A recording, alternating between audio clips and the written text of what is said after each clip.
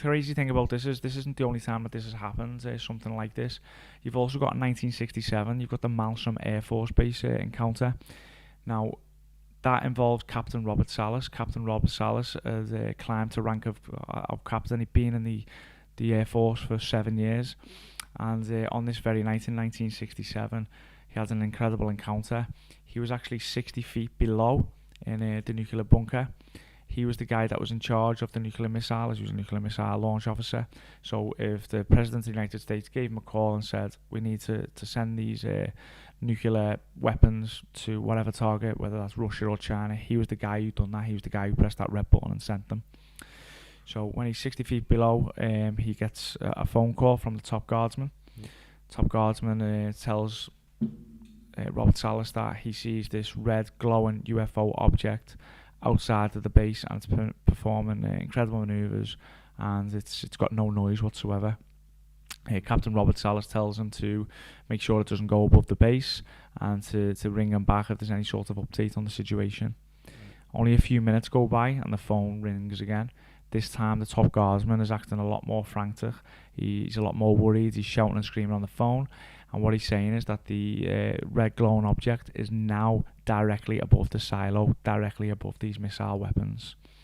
Now, a bit more context with that.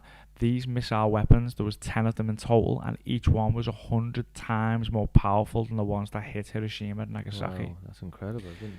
So that would have caused huge devastation if one of these were ever set off. So thank God that these were never ever sent off to anywhere in the world. Jeez, thank God for that.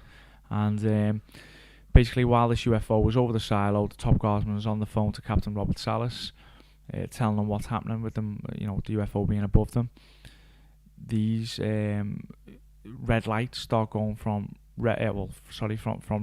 green to red, which basically means that they are now unlaunchable, and this happened one at a time.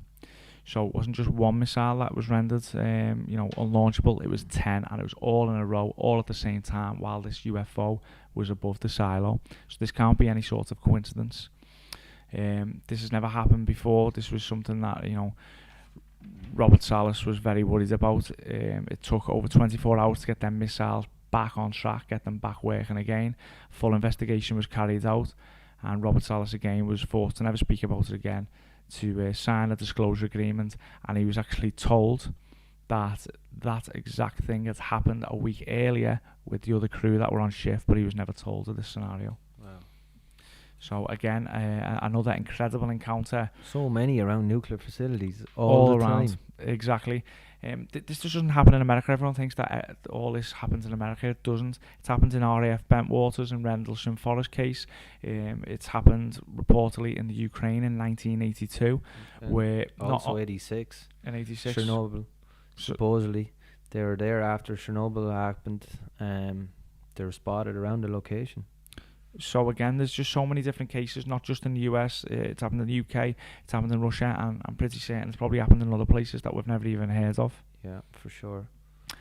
To furthermore to go even more in details with this, I've got an amazing encounter, or a close encounter of the third kind to talk about. That again is surrounding the New Mexico area. Yeah, it's a lot of activity around this New Mexico area. It's just so like much. Some sort of hotbed for UFO spot. activity. So much. There's theories that saying some people that maybe they're recharging their crafts off the nuclear, or they know that they were playing with some very dangerous toys. Yeah, as I say, I